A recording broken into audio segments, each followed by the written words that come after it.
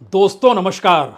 शिवसेना के नेता उद्धव ठाकरे दिल्ली में हैं और मोदी शाह के होश फाख्ता हैं राजनीतिक तौर पर। और राजनीतिक तौर पर पहली बार महाराष्ट्र की स्थिति कुछ इस तर्ज पर बन चली है कि एक तरफ इंडिया गठबंधन मिशन 200 को लेकर चल पड़ा है और दूसरी तरफ बीजेपी के भीतर से ही ये आवाज आने लगी है कि वह 200 पार कर सकता है। और यह भी एक संकेत है कि पहली बार बीजेपी के हाथ पांव किस तरीके से फूले हुए हैं कि चुनाव को लेकर अब वह आरएसएस की चौखट पर है और महाराष्ट्र का चुनाव आरएसएस के उसकी खींची लकीर पर ही बीजेपी लड़े, इस पर भी सहमति बन रही है। यानी बीजेपी अपने तौर पर चुनाव जीतने के लिए प्रधानमंत्री मोदी के चेहरे के आश्रय और अमित शाह की बिसात के जरिए जो जीत हासिल करती थी, इस बार महाराष्ट्र में वह नामुमकिन है। तो क्यों नहीं आरएसएस के रास्ते चला जाए। और आरएसएस की जरूरत महाराष्ट्र में कितनी ज्यादा नागपुर से लेकर पुणे तक है, यह कोई बताने की जरूरत होनी नहीं चाहिए। लेकिन कुछ ऐसा हो गया है इस दौर में जिसकी कल्पना दिल्ली में बैठे बीजेपी के बड़े नेताओं ने की नहीं थी। उन्हें लगता था कि कुछ अंदरूनी हड़कंप मचेगा इंडिया गठबंधन के भीतर, सीटों का तालमेल गड़बड़ाएगा इंडिया गठबंधन के भीतर और इस बात को लेकर तलवारें खिंच जाएंगी कि दरअसल इस चुनाव में मुख्यमंत्री का चेहरा कौन होगा, कौन ज्यादा सीटों पर लड़ेगा। लेकिन एक के बाद एक बीते 48 घंटों में जो सहमति दिल्ली के भीतर से निकल कर आ रही है, अब वो बहुत साफ संकेत दे रही है कि पहली बार महाराष्ट्र के चुनाव में पहली बिसात शिवसेना और कांग्रेस और एनसीपी शरद पवार की तीनों मिलकर जिस तरीके से बना रहे हैं, उसमें ना चेहरे की जरूरत है, ना सीटों के टकराव को लेकर कोई शोर मचने वाला है। हालांकि 12 सीटें अलग अलग जगहों पर, जिसमें मराठवाड़ा भी है और उसमें पश्चिम महाराष्ट्र भी है, 12 सीटों को लेकर उठापटक जरूर होगी। लेकिन सवाल तो यह है कि अगर आंतरिक तौर पर सहमति बन गई तो फिर इसके बाद बीजेपी किस रास्ते जाएगी, क्योंकि इस वक्त उसके पास महाराष्ट्र में ना तो चेहरा है ना ही कोई नेता है। जो चेहरा है वो गुजरात का है और चुनाव महाराष्ट्र में है। और महाराष्ट्र के भीतर यह शोर बड़ा हो चला है कि महाराष्ट्र के सारे प्रोजेक्ट गुजरात ले हड़पा और महाराष्ट्र का चेहरा ना हो पाने की वजह प्रधानमंत्री मोदी ही एकमात्र चेहरा है और साथ में अमित शाह हैं और दोनों गुजरात से आते हैं। और इन सब के बीच जो स्थितियां अजीत पवार और एकनाथ शिंदे को लेकर है, वो कहीं से भी पूरे के पूरे एनडीए के भीतर से 100 का आंकड़ा पार करा दे, ऐसी कल्पना अब कोई करने को तैयार नहीं है। और उसकी सबसे बड़ी वजह यह है कि 2014 से 2019 तक की सत्ता व्यवस्था और 2019 के बाद की परिस्थितियां, इसका आकलन अब वहां के लोग करने लगे हैं और यह जान चुके हैं महाराष्ट्र एक औद्योगिक राज्य था, लेकिन उस औद्योगिक राज्य में उद्योगों की ही विकास दर कम हो गई। इकोनॉमिक सर्वे ने और मोटी लकीर खींच डाली कि जो इकोनॉमिक ग्रोथ है वह भी डगमगा गया है। किसानों की परिस्थिति नाजुक हो गई है, असंगठित क्षेत्र में काम बच नहीं पा रहा है, युवाओं को लेकर कोई कार्यक्रम इस दौर में शुरू किया ही नहीं गया। आखिरी मौके पर पैसे देने का ऐलान जरूर कर दिया गया, लेकिन रास्ता इससे कैसे निकलेगा। और रास्ता अगर नहीं निकल रहा है तो फिर दिल्ली में वो कौन सी डील है जिस पर मुहर एक के बाद एक लगती चली जा रही है और दिल्ली की सत्ता के हाथ पांव फूले हुए हैं। हमें लगता है इस परिस्थिति की शुरुआत पहली बार मातोश्री से निकलकर नेताओं से मुलाकात करने और दिल्ली पहुंचकर उद्धव ठाकरे का राहुल गांधी से मिलना, मल्लिकार्जुन खड़गे से मिलना, शरद पवार से मिलना, दूसरे उन तमाम नेताओं से मिलना जो सीधी राय रखते हैं कि बीजेपी को हर हाल में चुनाव अब हराना है। और इसके साथ साथ बीजेपी के भीतर की परिस्थितियां ऐसी हैं कि अगर महाराष्ट्र भी हाथ से निकल गया तो इसके बाद कोई ऐसा राज्य बीजेपी के पास बचेगा नहीं, गुजरात को छोड़कर, जो कि विकसित राज्यों में शुमारी जिसकी होती हो, जहां से पैसा निकाला जा सकता हो या जहां पर निवेश करवाया जा सकता हो। यानी सामाजिक आर्थिक परिस्थितियों के मद्देनजर 2047 में विकसित देश बनाने की जो सोच प्रधानमंत्री मोदी ने रखी है, राज्य दर राज्य चुनावी हार, विकसित राज्य या विकसित देश को लेकर सवालिया निशान खड़ा नहीं कर रहे, बल्कि उनकी अपनी पार्टी के भीतर भी जो शोर होगा, वह शोर इतना हंगामेदार होगा कि उसको थामना मुश्किल होगा। अब यहां से असल बात शुरू होती है। वह कौन से 3 बड़े मुद्दे हैं जिसको लेकर बीजेपी के भीतर हड़कंप है और इंडिया गठबंधन के भीतर सहमति है। पहली सहमति तो इस बात को लेकर है कि चुनावी तालमेल कैसे लड़ा जाएगा, इस पर डील हो गई। इसके साथ एक दूसरी चीज जुड़ी हुई थी। लगातार जिस बात का शोर था, चेहरा इंडिया होगा या फिर कोई व्यक्ति को चेहरा बनाया जाए, इसको कुछ दिनों के लिए टाला जा रहा है। बड़ी पार्टी के तौर पर कांग्रेस को सीटें ज्यादा मिलेंगी या नहीं मिलेंगी, इस पर भी डील हो गई। कांग्रेस ज्यादा सीटों पर चुनाव लड़ेगी। उद्धव ठाकरे या शिवसेना चाहते हैं कि चेहरा वही रहे जिसको कि शरद पवार अपने तौर पर कह रहे हैं कि अभी इंडिया ही चेहरा है और उसी आसरे चलना होगा, क्योंकि जिस तरीके से अमित शाह ने औरंगजेब का नाम लिया महाराष्ट्र के भीतर पहुंचकर, वो जानते हैं कि हिंदू मुस्लिम के आसरे वोटों का ध्रुवीकरण बीजेपी के पक्ष में हो या ना हो, लेकिन उद्धव ठाकरे की शिवसेना और बीजेपी जब टकराएगी तो उसका लाभ या घाटा दोनों पार्टियों को होना है। और इस दौर में उद्धव ठाकरे को इंडिया गठबंधन के साथ इस मजबूती के साथ खड़े होना है जहां पर वोट बटे नहीं। यानी राजनीतिक तौर पर एक ऐसी लकीर इंडिया गठबंधन खींच रहा है जहां पर उसे पता है कि किस वोट के आसरे महाराष्ट्र की राजनीति को साधना है। उसमें सिर्फ एक ओबीसी इसलिए बड़ा चंक बीजेपी को अपने अनुकूल दिखाई दे रहा है क्योंकि मराठा आरक्षण को लेकर बीजेपी खामोश रही। देवेंद्र फडणवीस ने कुछ नहीं किया और इन सब के बीच ओबीसी को लगने लगा कि शायद अब बीजेपी उनके साथ खड़ी है। लेकिन अगर जिले दर जिले या क्षेत्रवार अगर परिस्थितियों को परखेंगे तो स्थितियां शायद आपको एक झटके में उलट दिखाई देने लगे। अब यहां से बात असल शुरू होती है कि औरंगजेब का कहना और उद्धव ठाकरे का अहमद शाह अब्दाली कह के जवाब अमित शाह को दे देना। इन दो जवाबों के बीच एंट्री देवेंद्र फडणवीस की हो जाती है। हम उस पर आए उससे पहले एक चीज जान लीजिए। पहली बार उद्धव ठाकरे जान चुके हैं कि दिल्ली में है तो महाराष्ट्र के मुद्दों के आसरे बीजेपी पर चोट नहीं करनी है, बल्कि बीजेपी की चोट का मतलब यह है कि सीधे मोदी और अमित शाह की उस थ्योरी पर चोट करनी है जो महाराष्ट्र में वह औरंगजेब जाकर क्यों कहते हैं, यानी हिंदूवादी या हिंदुत्व के आसरे उस चोट को गहरा करना है जो कि पहली बार माइनॉरिटी के सवाल को लेकर बांग्लादेश तक में बेचैनी है और भारत में माइनॉरिटीज को लेकर बांग्लादेश के कहीं ज्यादा बेचैनी है और सरकार हाथ पर हाथ धरे बैठी है। तो उद्धव ठाकरे यहां से शुरुआत करते हैं।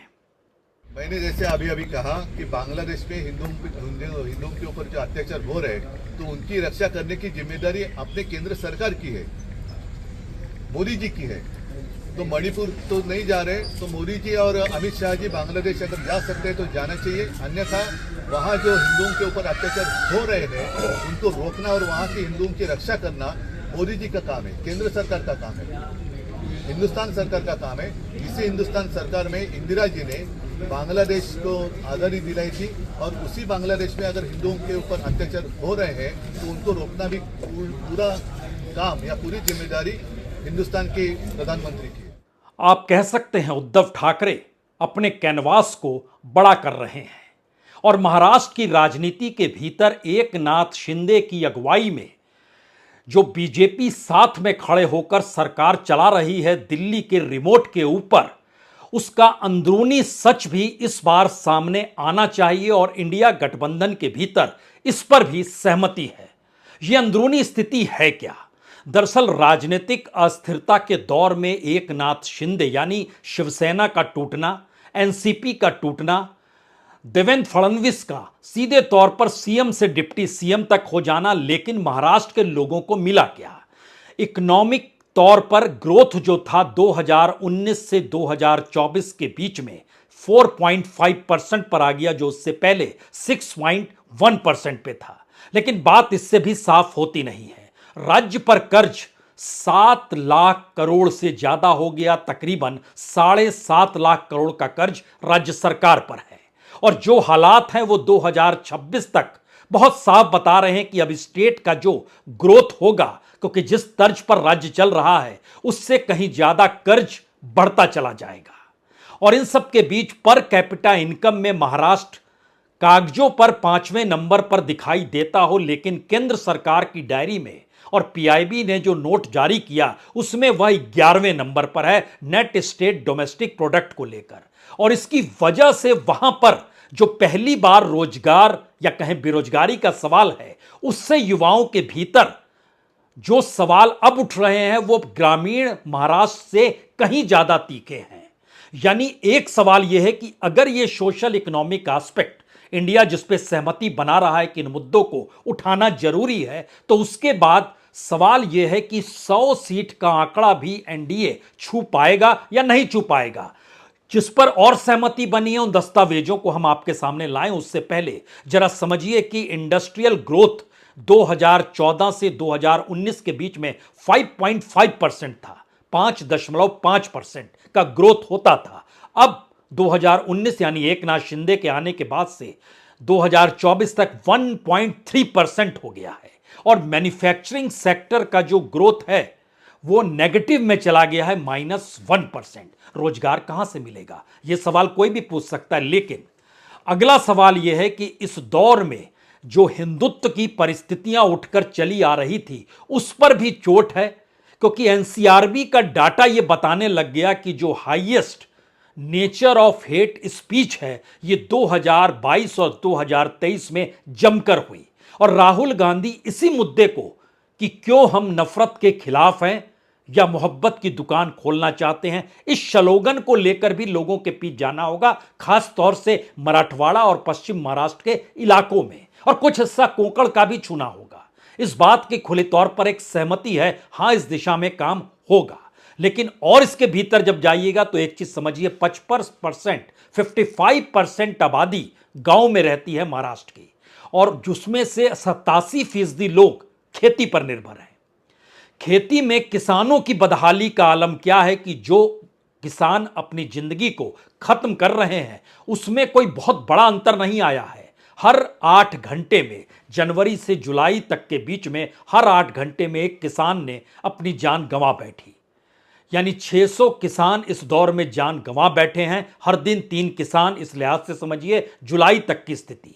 लेकिन उसके बाद की स्थिति इनकम के तौर पर इतनी त्रासदीदायक है कि पहली बार महाराष्ट्र के भीतर में राजनीतिक अस्थिरता से ज्यादा इकोनॉमिक टर्मोइल हो गया है। यानी जो राज्य इस देश की जीडीपी में 20% तक योगदान देने की स्थिति में था, वहां ऐसी स्थिति कैसे हो सकती है?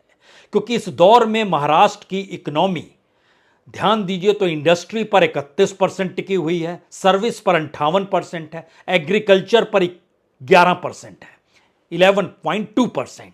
और इन सब के बीच banking, finance, insurance, real estate service सभी डगमगाते हुए नजर आ रहे हैं।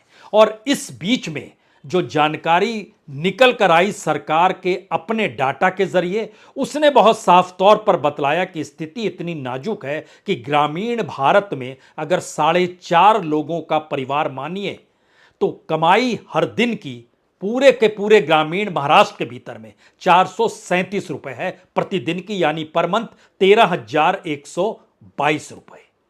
और इसके बाद स्थिति है कि जो 73% खेती से जुड़े हुए परिवार हैं उनके पास 1 हेक्टेयर जमीन भी नहीं है। और जब जमीन नहीं है तो उसमें खेती से कमाई जो है हर दिन की सिर्फ 126 रुपए है।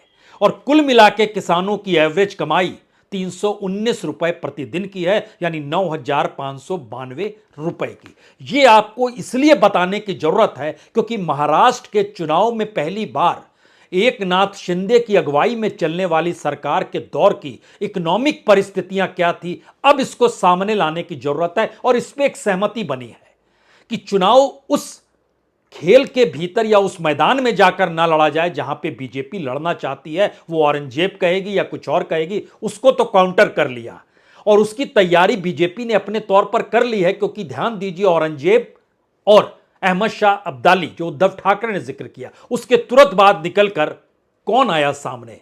देवेंद्र फडणवीस आए, जो कल तक चेहरा थे, और उनके शब्द और उनके तरीकों को जरा एक क्षण के लिए सुनना और देखना चाहिए।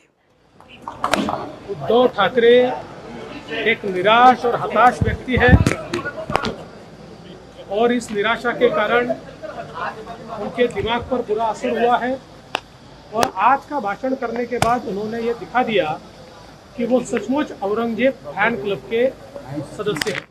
देवेंद्र फडणवीस जिस वक्त विपक्ष के नेता हुआ करते थे, मुख्यमंत्री बनने से पहले महाराष्ट्र विधानसभा के भीतर वो जिन मुद्दों को उठाते थे, वो महाराष्ट्र के पूर्व गौरव को लेकर जिक्र होता था और डेवलपमेंट को लेकर जिक्र वो लगातार करते थे।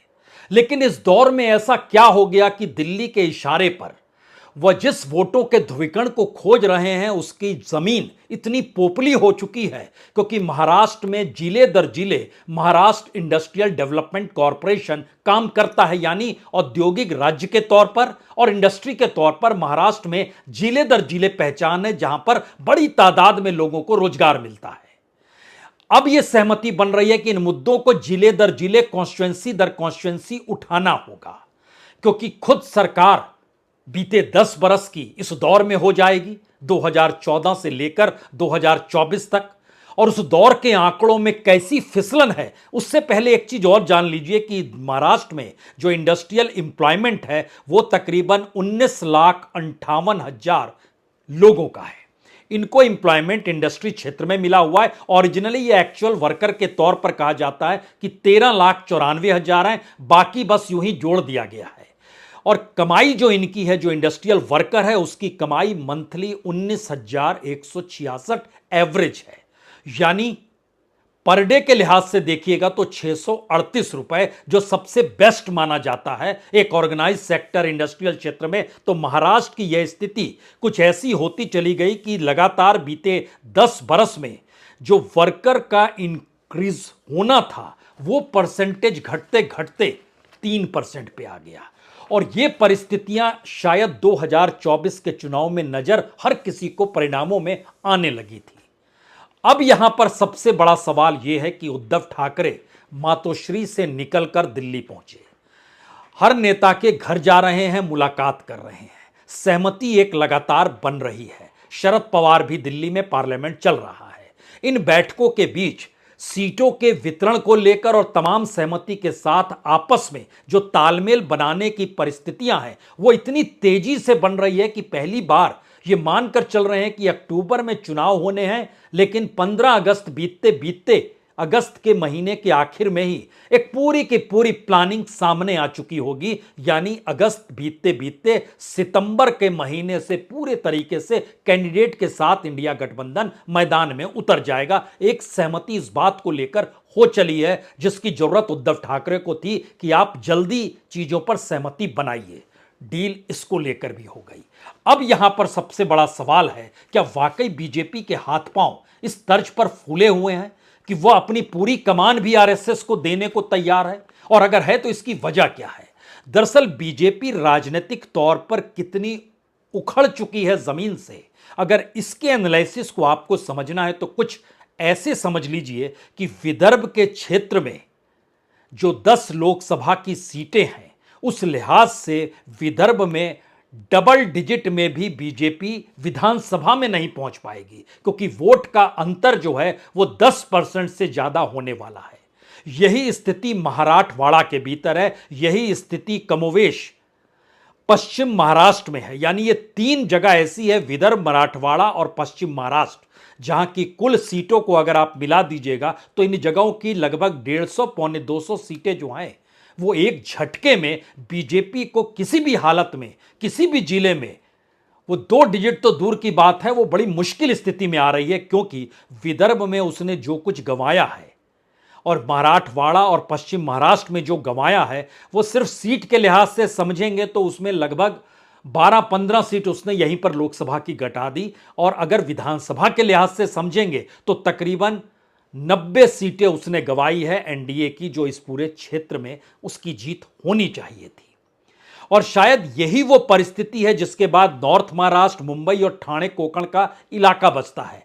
इन जगहों पर भी एक सवाल है कि हिंदुत्व के आसरे बीजेपी चलेगी या महाराष्ट्र के डेवलपमेंट का सवाल आएगा। महाराष्ट्र वर्सेस गुजरात का डेवलपमेंट सामने आएगा या इन सब के बीच मराठी वर्सेस गुजराती का सवाल कहीं उभर कर ना आ जाए, जो कि शिवसेना लगातार उभार रही है। तीसरी बात यह है कि खुद अपने तौर पर जब यह महसूस हो रहा है तो महाराष्ट्र में बैठे हुए कॉरपोरेट, जिनका हब मुंबई है, और कॉरपोरेट के साथ साथ जो बड़ी तादाद नौकरशाही की है, उसमें एक चेंज इस दौर में आना शुरू हो चला है। यानी राजनीतिक तौर पर जब जमीन खिसकती है तो उसके क्या असर होते हैं, और ये सारी चीजें दिल्ली में एक के बाद एक जो बैठक हो रही है उसके जरिए चीजें निकल रही हैं।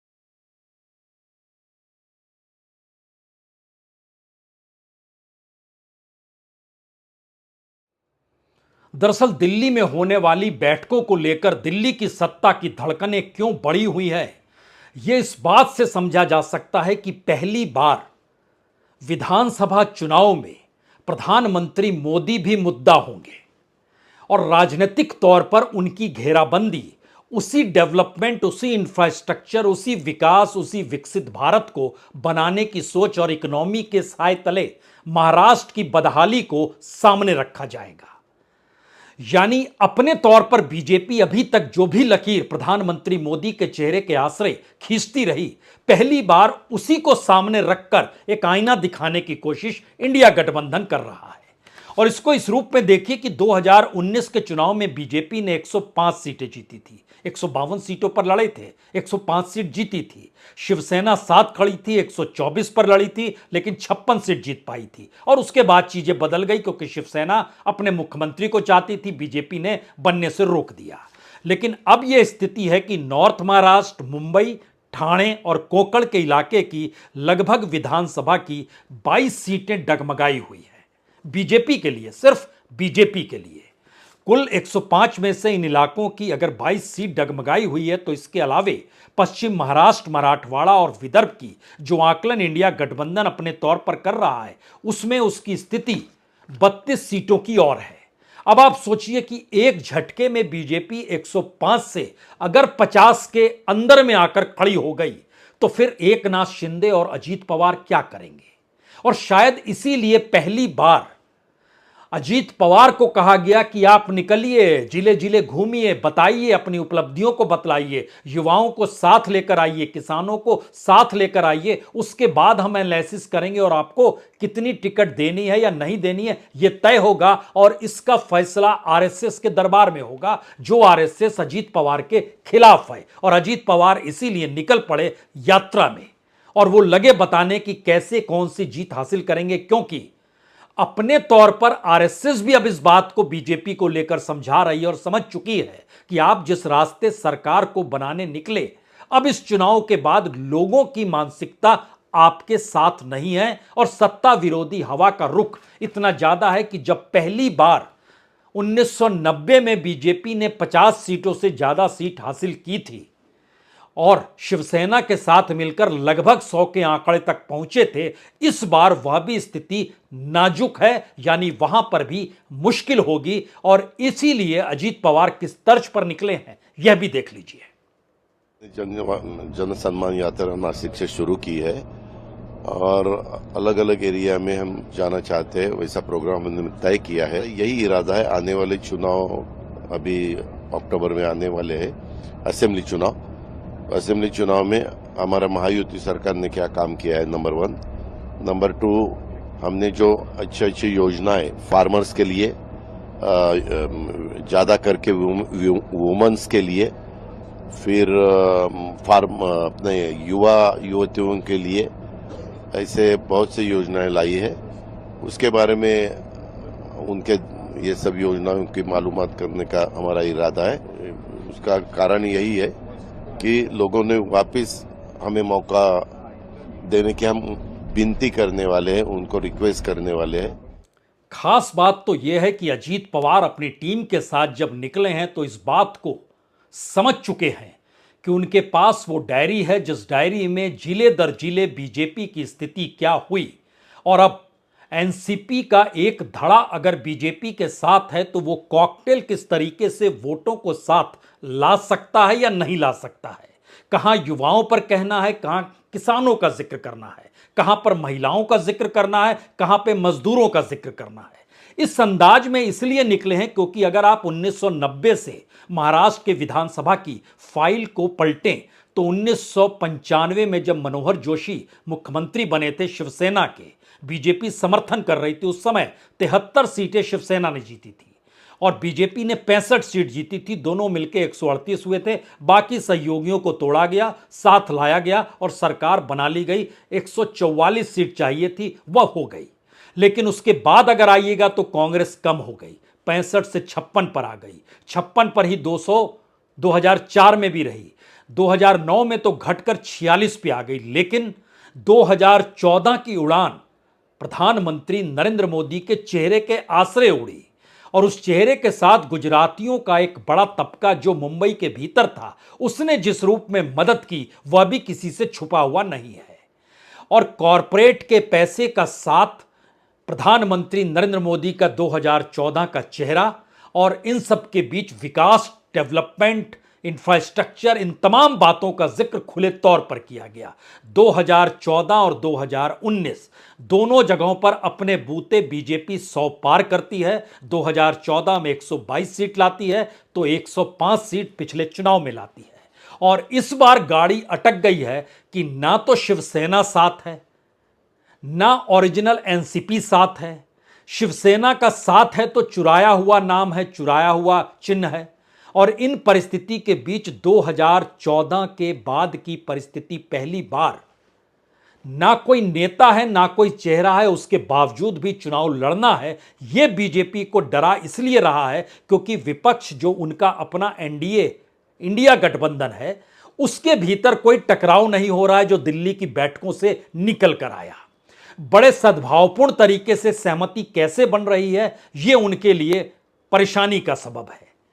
और उसमें खास तौर से उद्धव ठाकरे जिस कैनवास में ले जाकर बीजेपी को घेरना चाहते हैं, वह हिंदुत्व का वो कैनवास है जिसके जरिए बीजेपी अपने वोटों के ध्रुवीकरण की सोच रही है और उद्धव ठाकरे उसी में सेंध लगा रहे हैं। प्रधानमंत्री मोदी जिस डेवलपमेंट का जिक्र कर रहे हैं, उसके लिए इंडिया गठबंधन इस प्लानिंग के साथ है कि महाराष्ट्र का बंटाधार कैसे आर्थिक तौर पर किया गया।